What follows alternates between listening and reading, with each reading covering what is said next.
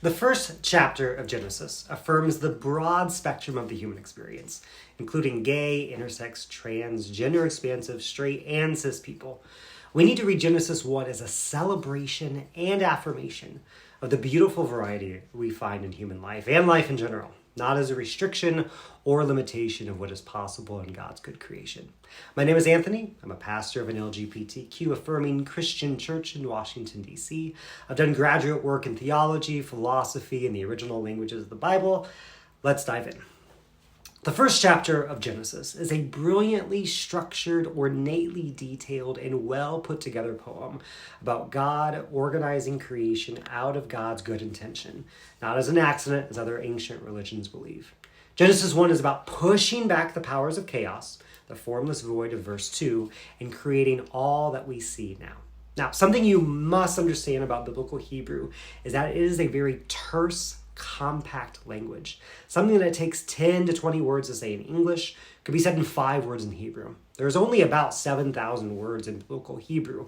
Koine Greek, which was used to write the Christian scriptures, has tens of thousands more. So, one of the ways that Hebrew authors would convey meaning succinctly is a rhetorical device called merism. Merism uses several parts of a whole to represent the entire thing, and we still use merism today. I lost my key, so I searched high and low.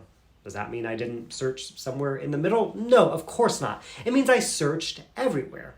If I think the song that I wrote will appeal to young and old, does that mean I think it won't appeal to Gen Xers or geriatric millennials? No. When I say young and old, I mean everyone in between too. So, Genesis 1 is filled with this sort of thing. God separates the sky above and the waters below. Does that mean there's no stratosphere or thermosphere or exosphere? No, there's sky, there's land, and there's everything in between. God separates night from day. Does that mean there's no dusk or dawn? No, light, day, everything in between. God creates and separates land animals and water creatures. Does that mean that amphibians are a deviation from God's plan? No, Genesis 1 affirms God's creative work and organization and the broad spectrum of creation from A to Z, aardvarks to zebras, and everything in between. So, when we get to day 6, God creating humanity, we would be profoundly misreading the text by suddenly thinking or expecting that the poetic tool of merism has ceased being used in this poem. We'd actually be shoehorning in recent conservative ideas about gender binaries into Genesis 1 rather than listening to what the text is really saying, which is what folks who believe in the authority and inspiration of Scripture ought to be doing. Verse 27 says God creates humanity in God's own image. In the divine image, God created them, male and female, God created them, plural pronouns in the Hebrew. This passage does not suddenly become about affirming binary either-or ideas about gender, when the rest of the chapter isn't about binary either-or ideas about anything. Moreover, note what else is not in this passage that often gets read into it.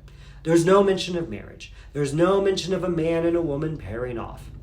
And just like the rest of Genesis 1 assumes there to be not just 2, but myriads, teams of animals and birds and sea creatures and stars, etc., we should also consider that God is not speaking to just 2 lone individuals, but rather the whole of humanity that God just created.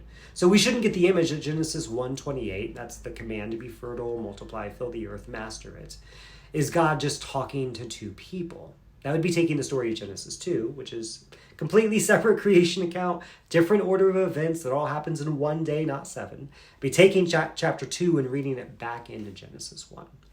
Instead, Genesis 1 is not a story about limits and thou shalt not commands. It's a story that affirms the full spectrum of nature and the human experience. So every LGBTQ person should be able to find themselves in that story. And no straight or cis person should ever feel the need to deny someone else's identity based on Genesis 1, unless they're willing to write off most of creation in the process.